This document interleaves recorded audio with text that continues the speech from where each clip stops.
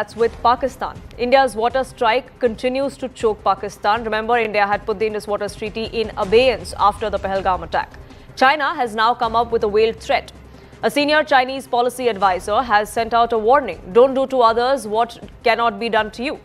But by making such a statement, there is a hint at what Beijing could do. Do they have strategic advantage over the Brahmaputra, a river that's critical to India? Can China do to India what India is doing to Pakistan? There are several questions that are being asked, but experts suggest that the way India's diplomatic strike on Pakistan is concerned, with putting the Indus Waters Treaty in abeyance, the way that has hurt Pakistan, China can't do the same with India. Pakistan is witnessing an agricultural crisis at the moment after the Indus Waters Treaty was put in abeyance. India has no such binding treaty with China on Brahmaputra. There's only certain data sharing MOUs.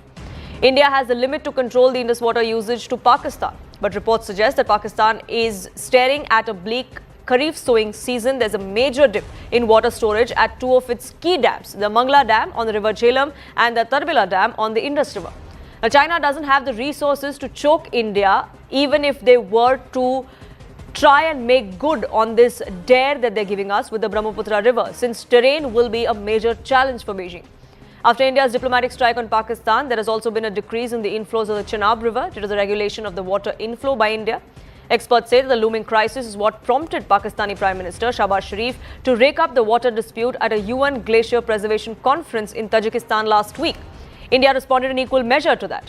If China tries to choke India using the Brahmaputra, it will be a costly affair which China cannot afford at the moment. The country is trying to enter Tier 1 weapons market like Israel and Russia. They are already suffering a dent with its ammo failure in Pakistan after all of their air defenses that they lent to Pakistan failed during Operation Sindoor. There's also a tariff trade war that they're in the midst of with the United States.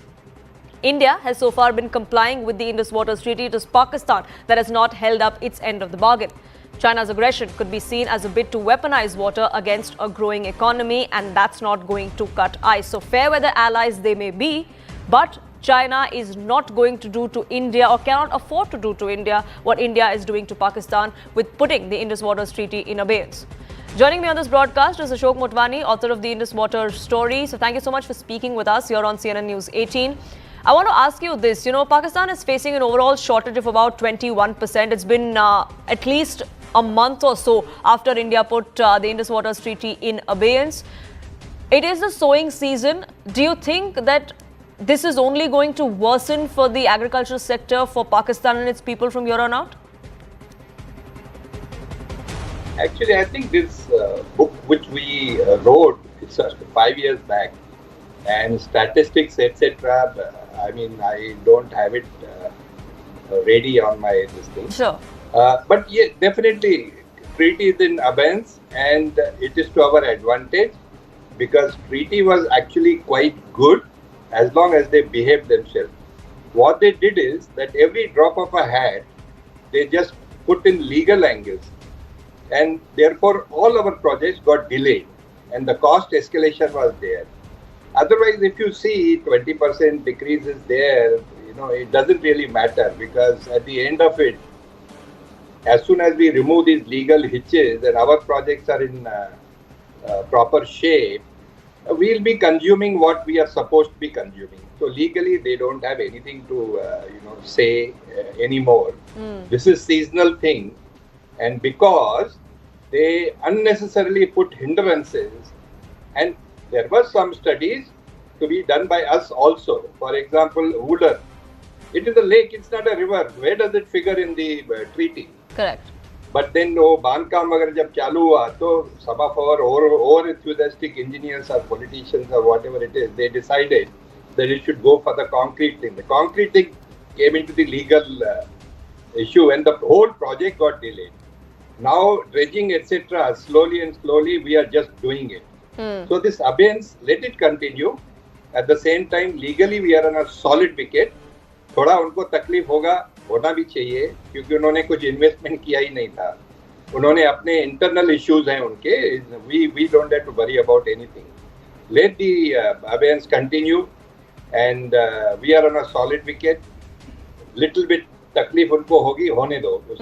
We have nothing to worry about from the legal angles or the international affairs or whatever it is. Well, Mr. Motwani, legally speaking, like you said, we're on solid ground. But, you know, this has brought the spotlight back into how this treaty was actually signed, how it came into being. Many experts believe that when it came into being, when it was signed in the 1960s, it has been unfair to India since then, that it was always more advantageous to Pakistan than to India. Do you agree with that? I won't go into, fair and unfair. This was signed by head of the state, and it was the role of a big brother. At that time, certain things were anticipated and expected also. They goofed up the chance for 6 decades. So I won't say fair or unfair. These are natural resources. Besides, this type of statements only our official spokesperson can give, who's Sure. sitting in Delhi. I would say treaty was good. Had they behaved themselves, they would have enjoyed 65 years they enjoyed, they could have enjoyed further also. But unnecessarily legal hassles which they created, now it is becoming a fanda for them only. We have already started dredging, we already started cleaning up, we already put the things at ease. And all we are doing is engineering work which we are supposed to do many years ago. इसकी वजह से उनको right now they will face shortage. जो आपने कहा ना 21% shortage हुआ and all that. This is because we are doing our cleaning up operations which we should have done years ago. And had if they allowed us to do our things properly, they would have been at advantage. Today they would have got much more water and timely water because we were regulating it with lot of comfort zone to both sides. Right.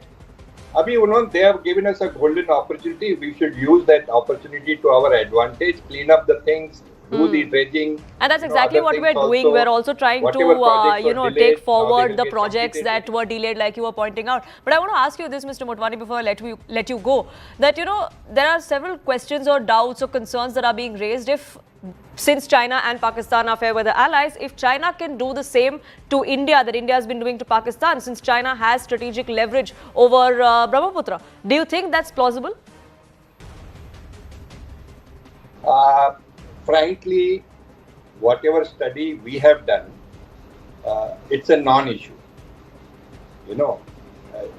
Maybe media or some mischief mongers, they're unnecessarily raising these things. अरे वो कर देंगे, ऐसा कर देंगे, वैसा कर देंगे, वो लोग हमारा उनका political way. These are only media statements. But again, I would say these are very official things. It may not be proper for us to make these statements. All I can say is there is nothing to worry. वो क्या करेगा, ये क्या करेगा, ऐसा कुछ भी नहीं है. कोई कुछ नहीं करेगा. Let us do our work, which we are doing legally. Correct. हम कौन सा उनसे केसेस में हारे हुए हैं कि we should worry about कि ऐसा नहीं करेंगे तो वो लोग ऐसा कर देंगे. Frankly, I am not worried. I don't think technically it's feasible what we are being threatened with. कि वो उनका फ्रेंडशिप है, वो हमारे को ऐसा कर देंगे. ऐसा कुछ भी नहीं होगा मेरे हिसाब से.